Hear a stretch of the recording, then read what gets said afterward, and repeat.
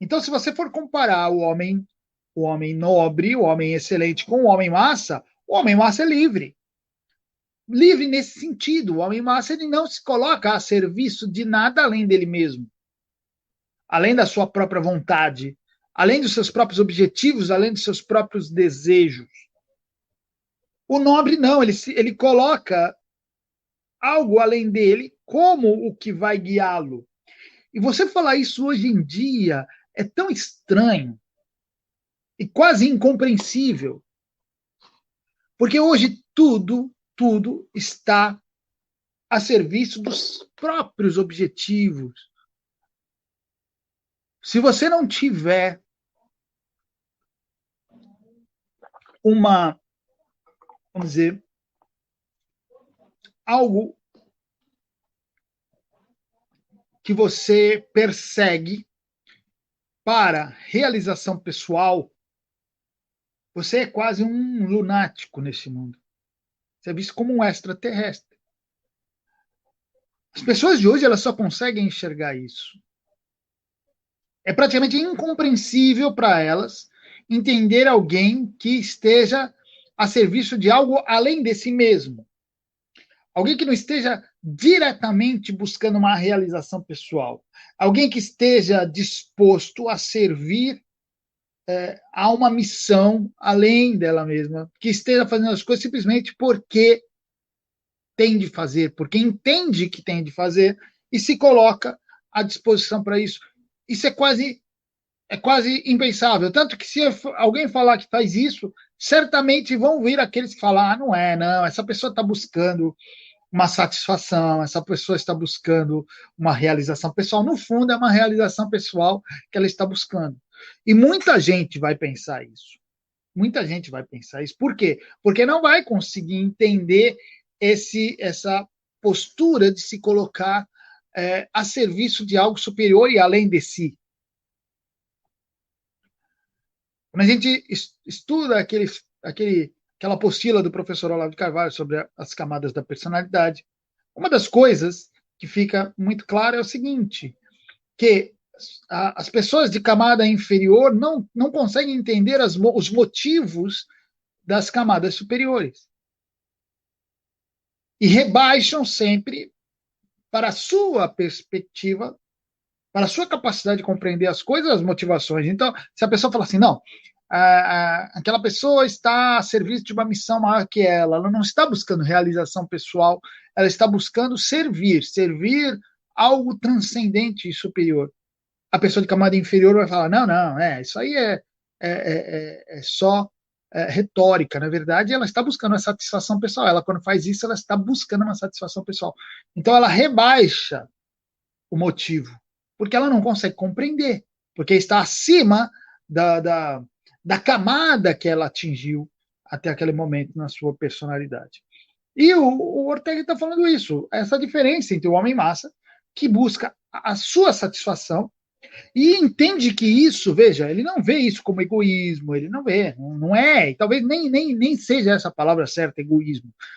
Mas esse homem massa, ele vê a si como o norteador da sua vida.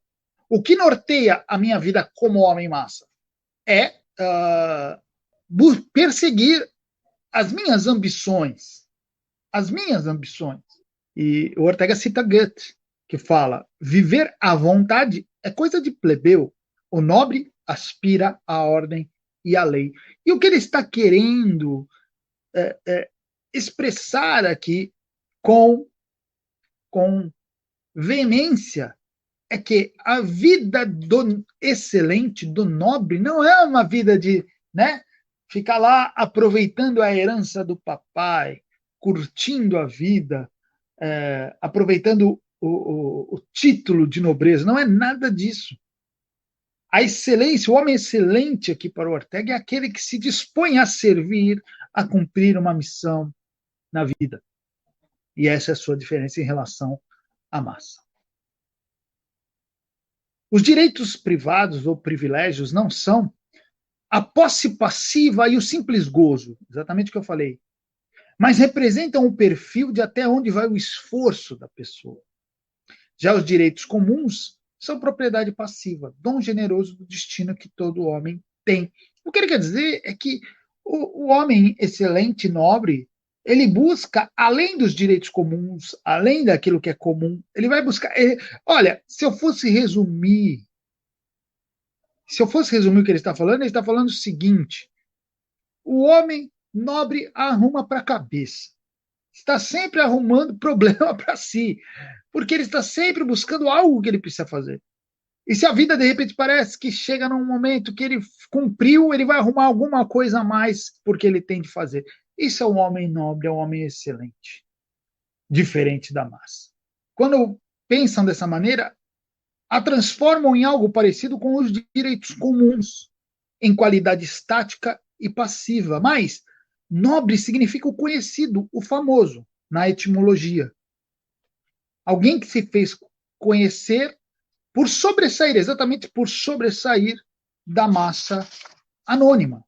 Então, nobre é aquele que se diferencia por algo, por buscar algo mais do que a massa.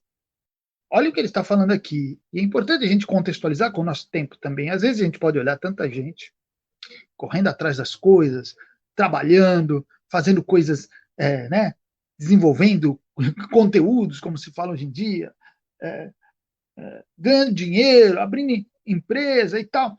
E isso não significa exatamente que a pessoa que ela não é massa.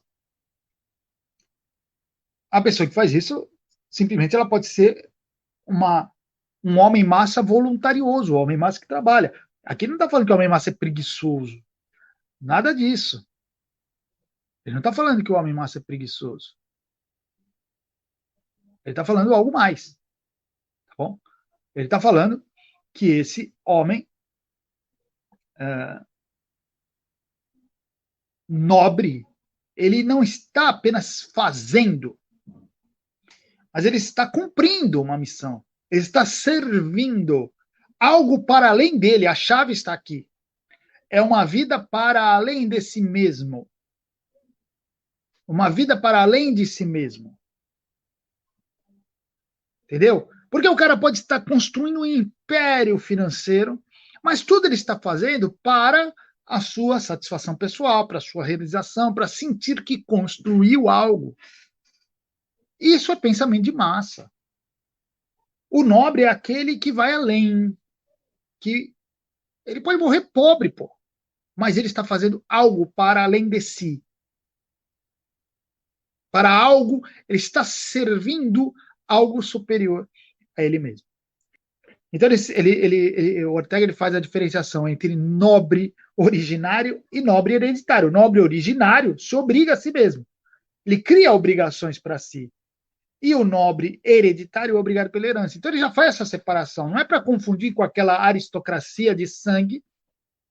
A pessoa recebe um título porque o pai tinha o título e tal, e aí ele vive com aquilo, assume algumas até obrigações diferenciadas, porque o título lhe obriga a ter essas responsabilidades. Mas não é desse que o Ortega está falando. O Ortega está separando, fala, isso aí é o nobre hereditário. Eu estou falando do nobre originário, que é aquele que busca, que vai atrás dessas responsabilidades, que se coloca voluntariamente sob essas responsabilidades e trabalha para elas. Nobreza, para mim, diz Ortega, é sinônimo de vida dedicada, sempre disposta a superar a si mesma. A vida nobre se contrapõe à vida vulgar, que nós chamamos massa, não tanto por ser multitudinário, mas por ser inerte. Inerte, repito, não é o ficar parado fisicamente, mas o inerte aqui ele está se referindo a esse movimento de autossuperação. Aí é que está. O homem excelente, ele busca superar-se, ele busca vencer a si mesmo, ele busca ir além daquilo que ele já foi, como ser humano, se tornar alguém melhor, alguém que serve a algo maior.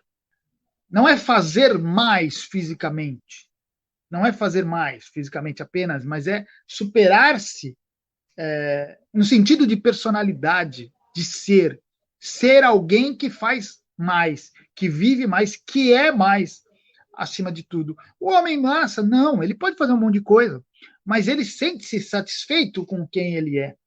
Às vezes até orgulhoso, muitas vezes orgulhoso, ou quase sempre orgulhoso daquilo que ele realiza.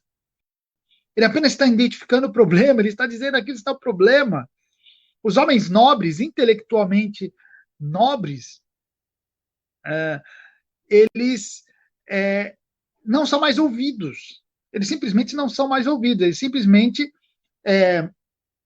apesar de existirem ainda, porque sempre vão existir, eles são ignorados, porque quem domina é a massa. Quem direciona é a massa. E a massa elege aqueles a quem vai ouvir. E não vão ser esses que ela vai ouvir. Então, esse é o grande problema que o Ortega identifica. As massas estão no poder. Não no poder, só no poder direto, mas no poder indireto. São elas que determinam o que deve ser feito, são elas que determinam os caminhos, são elas que determinam quem deve ser exaltado e quem são os reconhecidos socialmente, quem são aqueles que devem ser ouvidos. Essa é a grande revolução das massas. Ela está formatando a nova sociedade, ela está dizendo para onde a sociedade deve ir, com todos esses problemas que o Ortega identifica na configuração da personalidade desse homem massa.